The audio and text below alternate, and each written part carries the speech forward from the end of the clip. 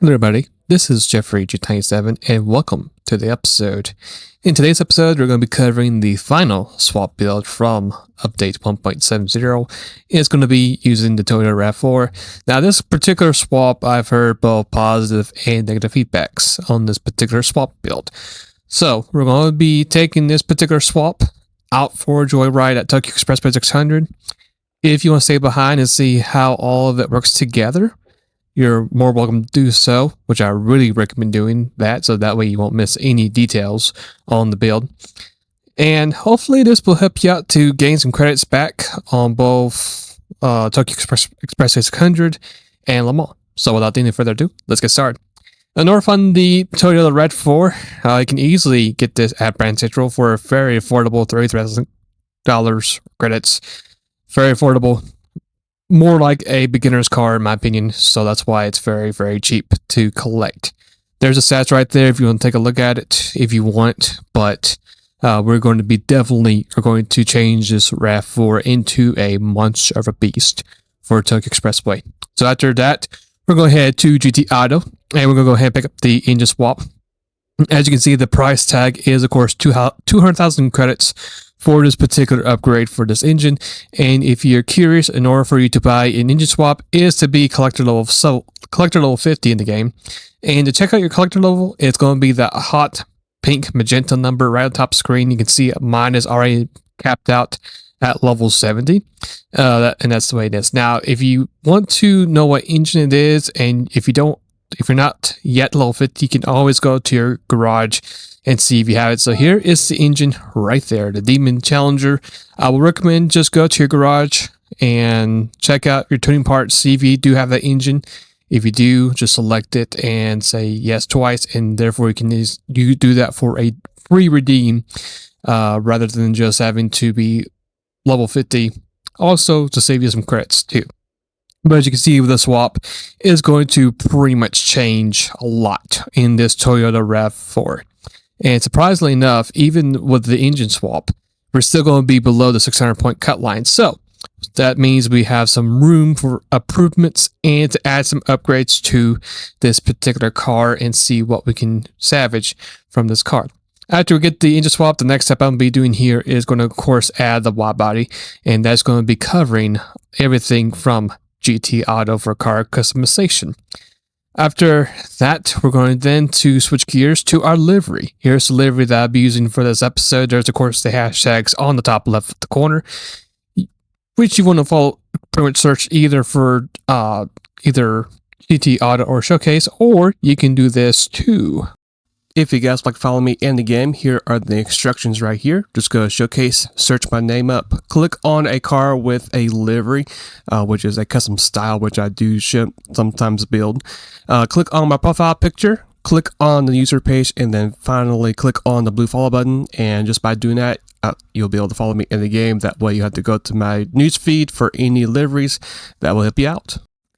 Now, the reason why I want you guys to follow me in the game is so that way, if you do in fact enjoy today's episode and want to see more content later down the road, you can just simply follow me in the game, pick up the livery from my news feed, and that'll save you some time rather than just having to search the livery. Now, if you do not want the livery, but you want the parts, here's the parts instead. Here are the rims for the tires.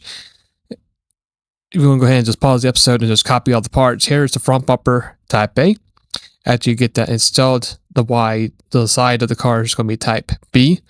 For your next crucial part, it's going to be the rear bumper. It's going to be also type B as well. This is going to increase your rear downforce and your PP points by a huge bit. The next part is going to be type A for the wing. And then for your very last technical part from car customization is going to be the roll cage type C. And that's going to be all the parts you'll need from car customization. So after you get all your parts together, we can now go to the setup build. And again, if you want to go ahead and pause the episode, you can. There's a good bit of stuff happening right here. We got ourselves, of course, racing hard tires, fully customized suspension, the torque filtering differential, center differential, 2575. I did not buy a fully customized differential for this particular run, even though I could have. I just chose not to. Downforce, we're going to have some downforce for this car, so that's going to be a nice change. You can copy it on right there on the top. I did not have to do any nerfing. I did have to change the straighten out the transmission, though. It's going to be racing with that particular kilometer number. If you want to go back and check it out, you can. Other part of the list, just racing brake pads, weight reduction stage 1, and that's literally going to be it for the parts and for everything from the setup. So it's not really technically that hard. I would say the more technical part, of course, is going to be adjusting the suspension to your own liking. To also adjust the downforce and adjusting the how long you want the gears for the gearing for the car. So, as we get ready for the race, this car is actually going to be very quick. Now, the first thing I went ahead and did, as you see at the bottom of the screen, is I went ahead and adjusted the fuel map.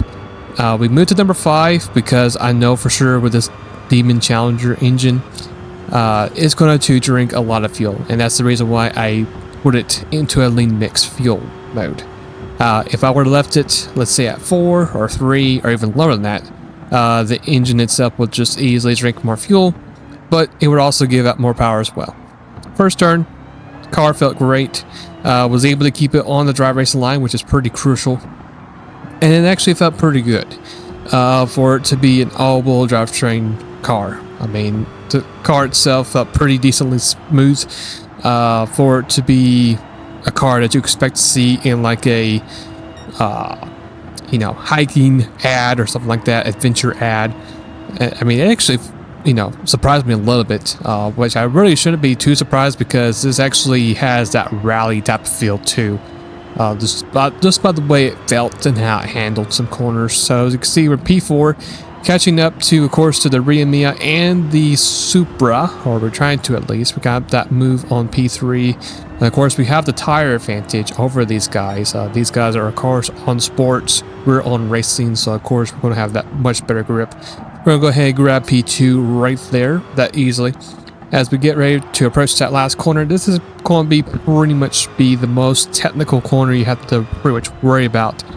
Because if you go too late on the brakes, of course, you're going to go way wide, which will force you off the track, and that's where all the moisture's at. So, luckily for me, for this particular vehicle, it actually does have some decently good brakes. I would recommend, though, that once you're around the 3rd gear, just instantly shift to 4th gear once you get back to the power, because the engine just has great torque, has great power, and you can just see by the results, we're catching the leader pretty quickly on the straight.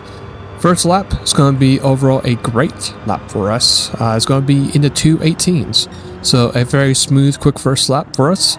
Later on the halfway mark of lap 2, you can see here we're going to catch the leader pretty quickly through these upcoming corners again because of the tire advantage over the race leader. We're going to make a dive right here, and just like that, we're going to take the lead and basically just run away from it.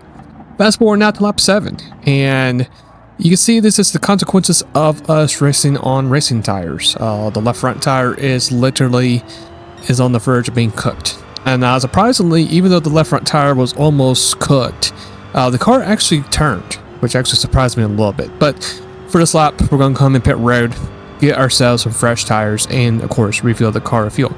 Now, thankfully, since we made it over the halfway mark, we are going to put a little bit more extra fuel to burn. So once we get to the last lap of the race, we're going to actually change our fuel map mode to possibly either 4 or 3, and that's going to be our hot lap for the race. But overall, the car did very, very well. It smooth overall. I would say in some turns, you gotta be careful because it actually does like a very wicked sharp J-turn, so you gotta be careful with that. Fast forward now to the last lap of the race. It's going to be our hot lap, and you can see with our lap times being consistently in the 205s, 204s. So this is right here going to be our best one. But take note, this is because we actually went to map 3 fuel, so that's the main reason. But I'll let you guys watch this hot lap, and I'll be right back to wrap up the episode.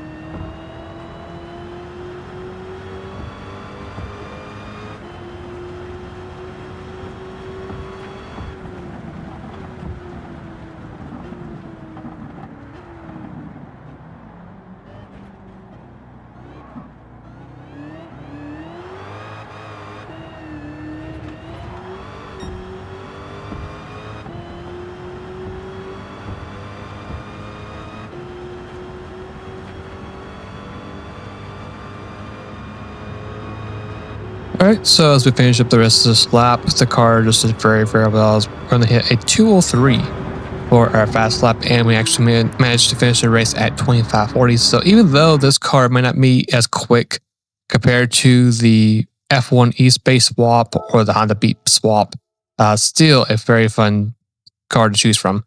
We got ourselves that crucial clean race bonus that we always try to aim for, and that's going to be it for the episode. So next episode is going to be more average, normal, pretty much. Which, not to say that's bad or anything like that, but this actually is going to be a fun request build. We're going to be going back to Le Mans, and this time around we're going to be using the Toyota Supra RZ. So looking forward to see what I can do with this particular build. Just for the sake of the upcoming episode, the particular user did not really say if they want it to be swapped or stock. So to make it a bit easier, I'm going to leave it stocked and just focus on keeping it more original and just having different parts for this car. So hopefully you guys enjoy the episode. Hopefully this will help you guys out, especially if you do have this particular swap. And until then, I'll see you guys later. Thank you again for watching today's episode. Hopefully this particular tune has helped you out in Gran Turismo 7. If there is a particular build you'd like for me to try out, or a different race, car class, whatever it is, you're more than welcome to put any suggestions down in the comments below, and I'll do my best to do them. So if you guys enjoyed today's episode, why not go ahead and hit the subscribe button as well. It would be very much appreciated. Also, leave a like and share it. If you know somebody personally that is struggling to get a win at Tokyo Expressway 600, then you're more than welcome to share this episode, and hopefully it will help them out. Until then, I'll see you guys later, and have a great rest of the day or night for it might be, and be safe.